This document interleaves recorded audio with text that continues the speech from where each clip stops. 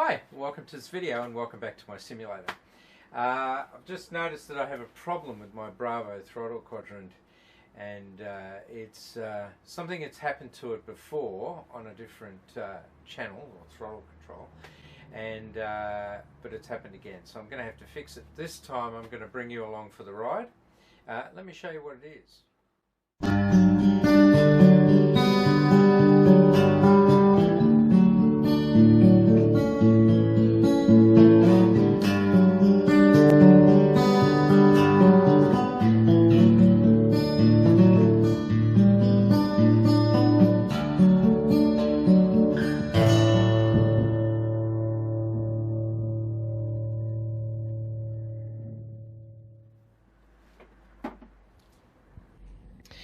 Okay, so I've had to move throttle 2 over to the next slot because basically the reverser isn't working. So when you pull the lever back to initiate thrust reverse, it doesn't work. It's just totally dead. It previously happened on channel 1, and you'll see that the throttles actually have more than one. I'll take those off. You'll see they have these contacts on the end, and the contacts are there to use the additional controls that are actually in the levers. So the levers, if you're using this one, this is the one for lever 1, actually has this little switch down here for toga, but it also has this throttle reverser. Sorry, you can see the 3 contacts are in the end of this little lever, but the wires actually go through this part, and because that rotates around the axis of the basically of the trim wheel here, the wires that are inside go through a fair bit of motion, and basically the wire for the contact for the reverser has broken inside. Now that happened previously on this one, and so now it's happened on the second one, so I'm going to have to open that up and replace that wire or repair it, and I'll bring you along for the ride.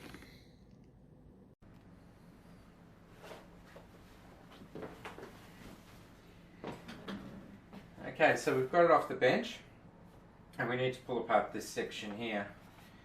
When we turn it over, see we've got quite a few screws to get out. Now, that means using a screwdriver, of course, but I like to use my electric screwdriver or battery powered screwdriver, and I actually didn't have one that was both thin enough and long enough, so I had to get one of my posi drive ends, and I actually put it in the drill, locked the throttle on, and used a power file to bring that down in diameter and polish it up so that it could actually reach down into these really long ones at the back here.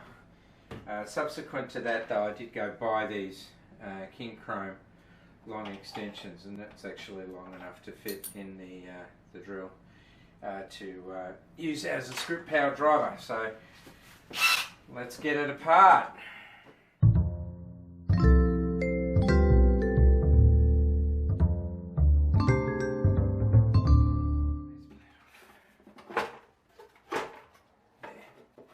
That comes off.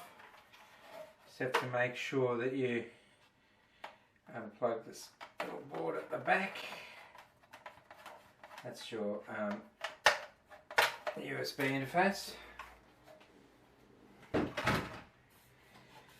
You can see a little bit of repair that was in there before. So it's quite well laid out here. The little board has basically, as you go across all the switches, it has one for each little board, so it's quite good. These switches up here all go to one little cable, and that's all put together on the light board here. It's all quite well done. So now I need to pull apart this section to get to the switch, the faulty switch, which is, let's see, It's this one. This is the one I fixed previously.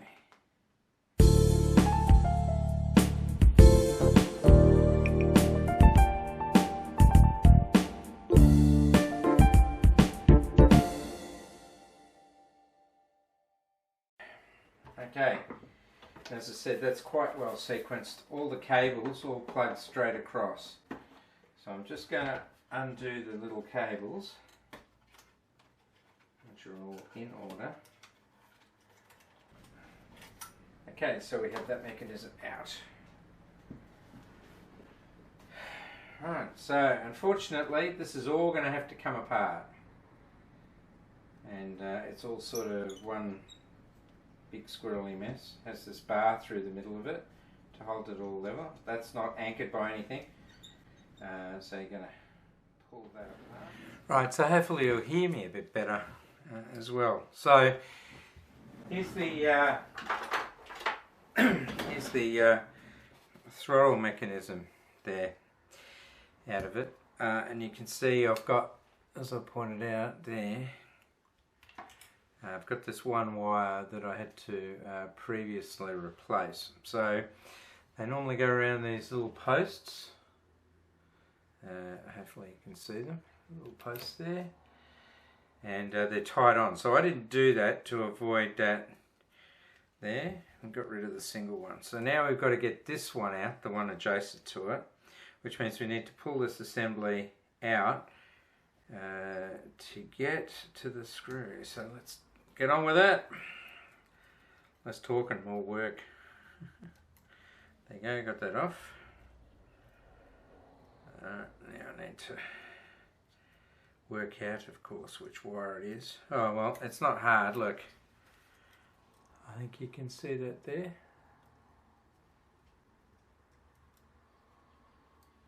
Let me see.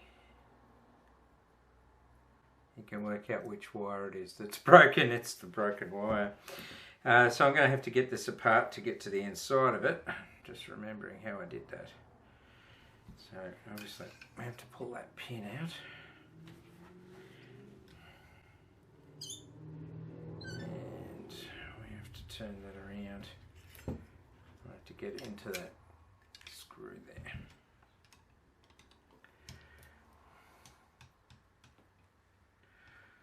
What I'm doing is pulling off the as I said, most of this is metal. The frame is metal, and I've got to pull this this part off, the part with the contactors and the wiring in them. And let's see.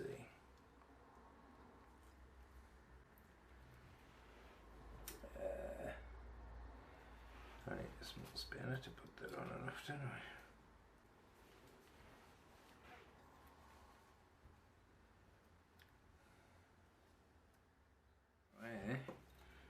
I don't know if that's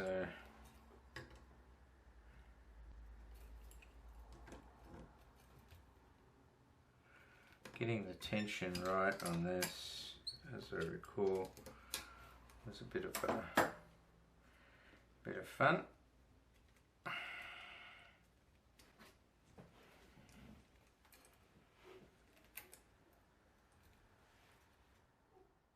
I'm going to have to pull this. Oops! I'm going to have to pull this whole assembly apart. I was hoping I could get that off, but yeah, I think I'm stuffed with it.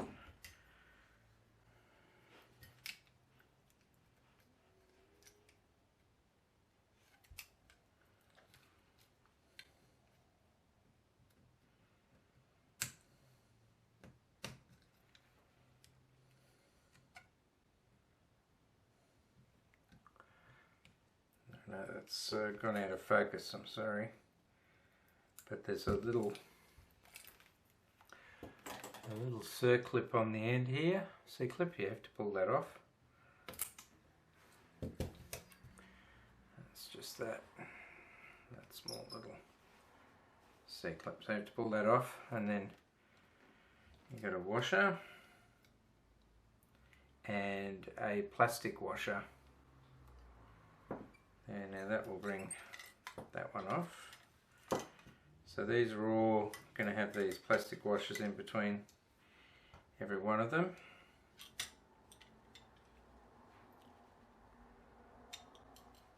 Right. And they're all going to have to come off in, I guess, in groups.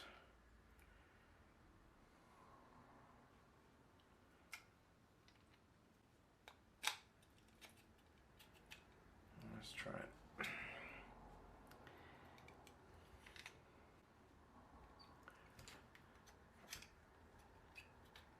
That's the one I fixed before.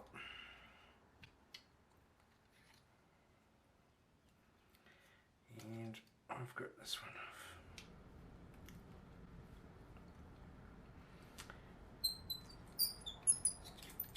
There we go.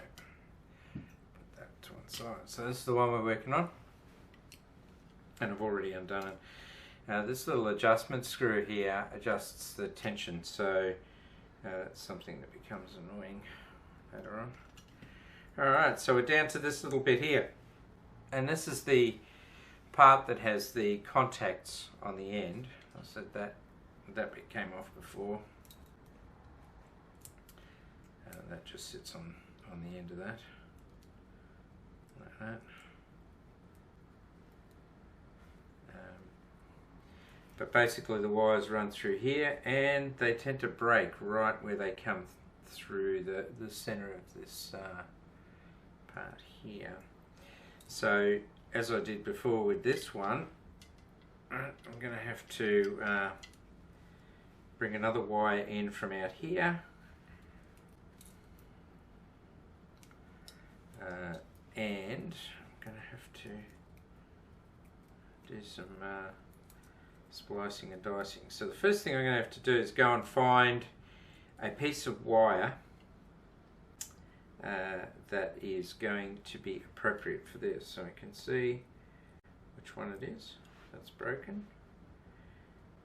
And yeah, I'm going to fire up the soldering station and go find a piece of wire. Okay, it's a bit of wire. Now there's more cores in the wire that I'm adding. That's a bit better.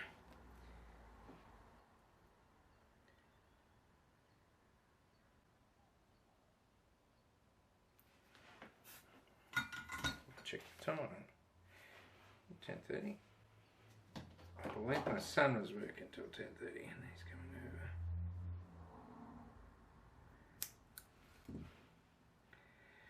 over. Now did I? I didn't. Excellent. Got one of these little kits. I seem to only be using the really fine bits, but that's okay. Need two of these.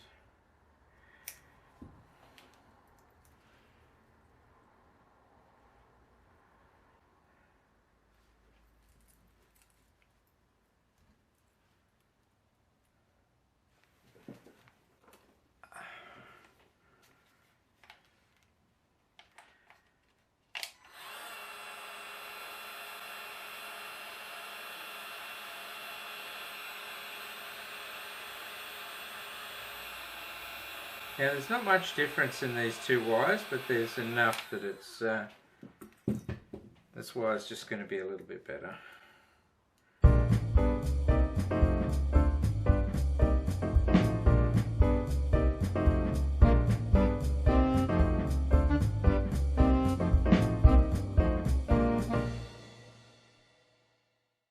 So hopefully the camera can pick that up. Let's see, yeah, there, so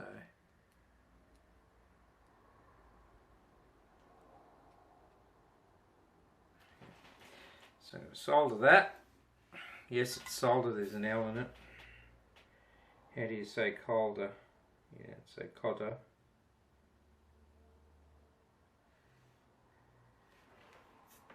Okay.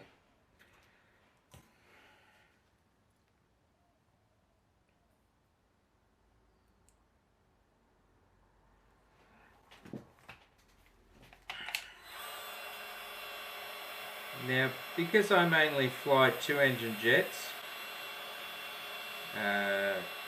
Longitude 787, PMDG 737, I don't very often fly the 747, so I'm not going to modify the others while I have this apart, although there's something in the back of my brain telling me that I should, but I'm not going to. Now, you've got to get these. There are little tiny little grooves cut into the plastic in here to allow room for the wires to flow through, but I'm not going to tamper with that at all. I'm going to move that so it's down the bottom, and there's a little hook under here. I'm going to make sure that that wire goes inside that one.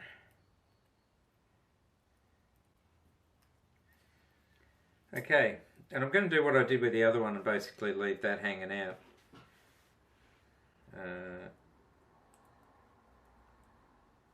So that's that. I think this is the one here. Oops.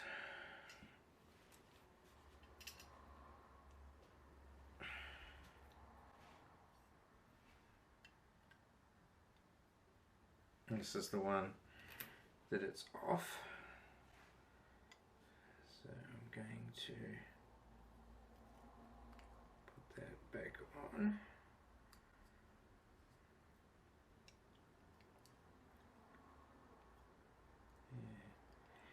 Yeah. Now you need to make sure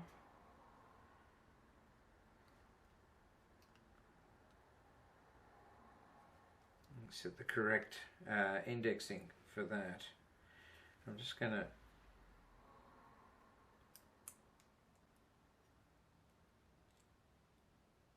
set this up. Oops.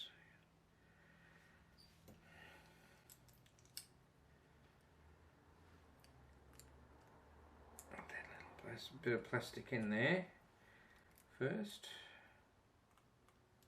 Put this on here. So everything's in there nicely, and I'm going to put that little screw back in that one. Magnetic screwdrivers can be helpful, and they can be a hindrance. Okay, and we can put the big one there. So now it's just going to be a matter of putting it back together again.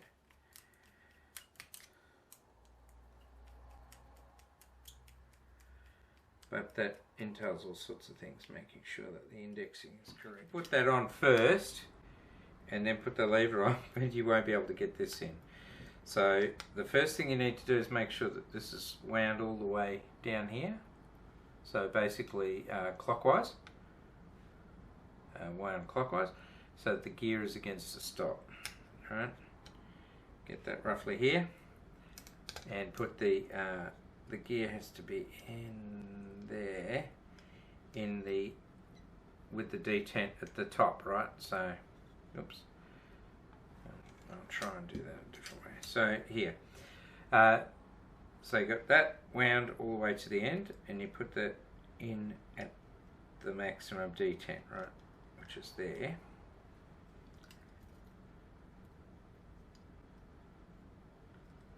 Okay, and we'll put that on.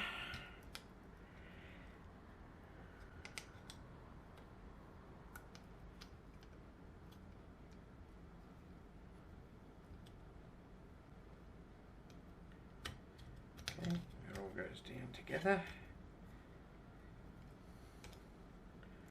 and onto the pins at the bottom. Sorry, I'm going to lift this up as I'm moving it around.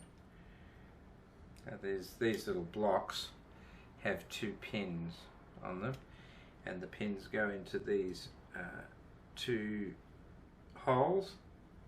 Oops, that's not even on camera, is it?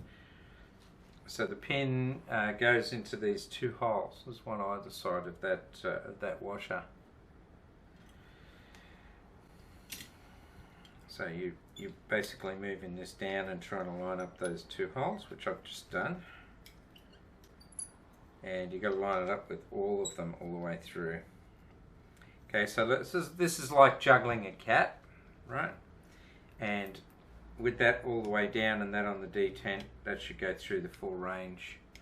Okay, so I'm going to put the whole thing together, and then I'm going to come back and once I've got all the members on the spline. Okay, so I got it back together again, which is quite a chore, particularly getting the circlip on the end here. And I actually, the circlip broke. The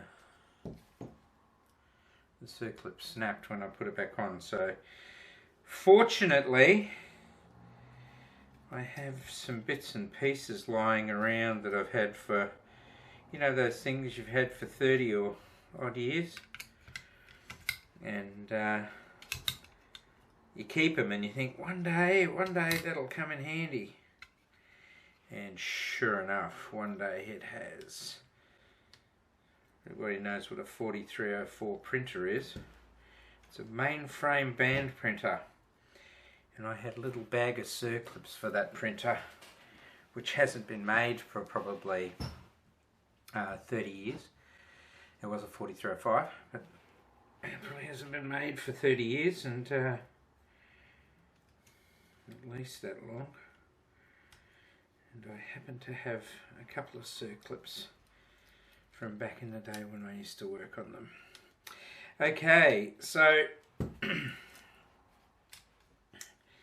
they're all lined up, all the gears are in position. It's time to put our repaired assembly back into here. Okay, so I have to turn it over. I've just discovered a problem. Just noticed that wire's broken off there.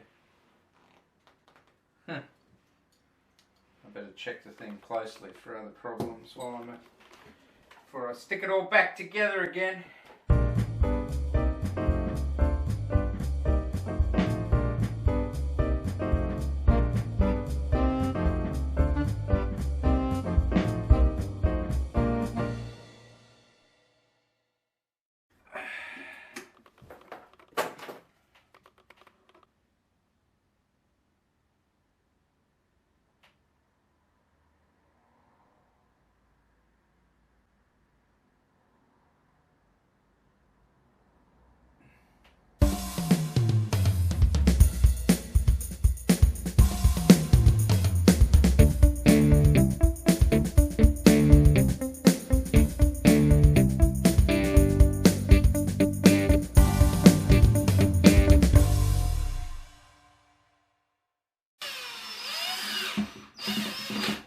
Okay, alright, that's it. It's all fixed. Final check.